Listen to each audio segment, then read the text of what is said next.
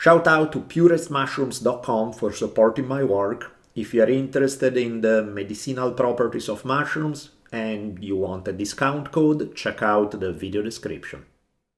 Let's go set history on fire.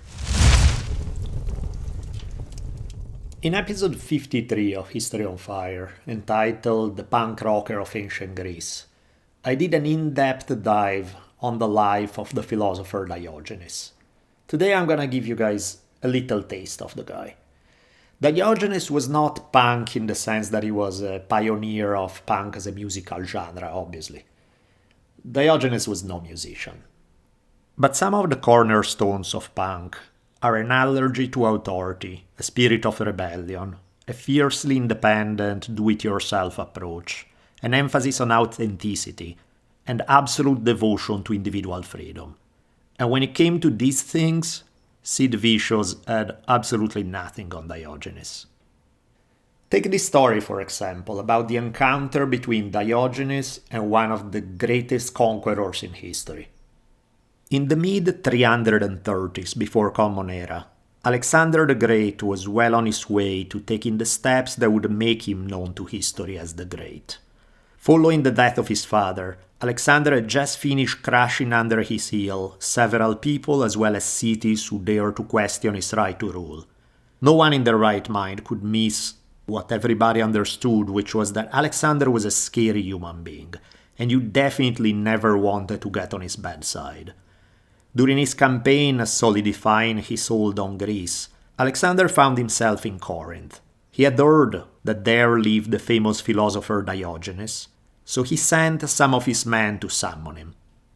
But Diogenes gave the envoys a big, "Nah, I don't feel like it," which is not something that anyone in their right mind would do. If Alexander summons you, you run, no questions asked. At least if you value keep on breathing for a while. Alexander's curiosity was piqued. He took the unusual step of not immediately ordering his execution, and instead of going to see him, he found Diogenes sunbathing naked in the middle of a public square. Alexander approached him and introduced himself, saying, "I'm Alexander, the great king." To which Diogenes replied, "And I am Diogenes the dog." At this point, Alexander asked him for anything that he wished. He was Alexander the Great, after all.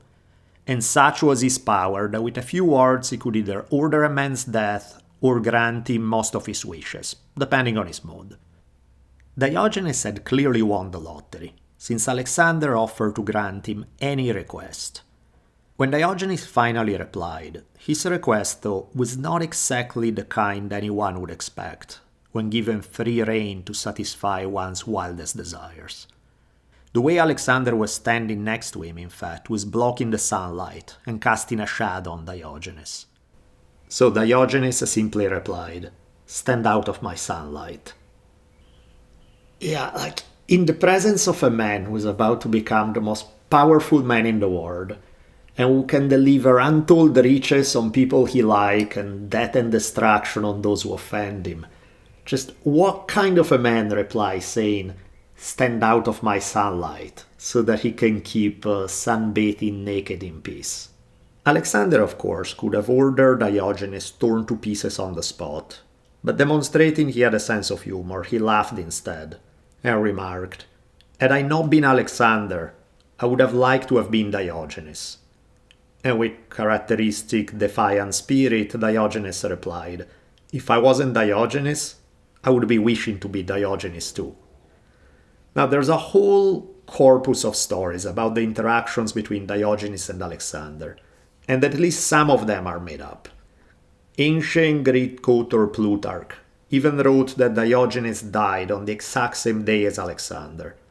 Now, while it's certainly possible for this to be true, it's equally possible that the coincidence of Diogenes dying on the same day as Alexander is just a poetic creation for the sake of comparing the destinies of the most powerful man in that part of the world and a homeless philosopher who defied him and yet somehow won Alexander's admiration.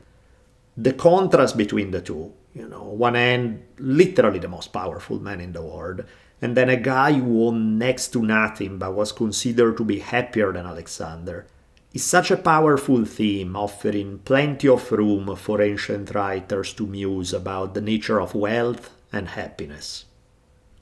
Arrian, who was Alexander's main biographer, goes back on this theme a couple of times. In one occasion, he tells of an interaction that Alexander had with some religious ascetic folks in India, people who incidentally lived a lifestyle very similar to what Diogenes lived like. And the interaction is equally enlightening. On this one occasion, Alexander requested to meet with some of the sadhus, some of these religious figures in Hinduism and Jainism, who renounce life in society in order to focus 100% on their spiritual practice. In a near repeat of his encounter with Diogenes, this one sadhu that Alexander wanted to meet supposedly replied that he had no need of anything that Alexander could provide, since he was perfectly happy with what he had. So this very much sounds like Diogenes 2.0. And in an even more widely reported anecdote, Arrian tells us the following. I'm going to quote from him. And on this account, I praise some of the Indian philosophers, who are said to have been caught by Alexander as they were walking in the open meadow where they were used to spend their time. When they saw him and his army, they stamped their feet on the earth. When he asked them through interpreters what was the meaning of their action, they replied, "King Alexander, every man possesses only as much of the earth as this, upon which we have stepped. But you, being only a man like the rest of us, except in being troublesome and arrogant, have come so far from your own land, giving trouble both to yourself and others. And yet you will die soon, and possess only as much earth as you will be buried in." Again, speaking like this to Alexander was normally something only people who had a death wish did. But not only Alexander didn't kill them, he actually praised them. So based on this, it seemed like Alexander had a soft spot for homeless philosophers who scolded him, apparently some of the only men who could afford to criticize him and get away with it.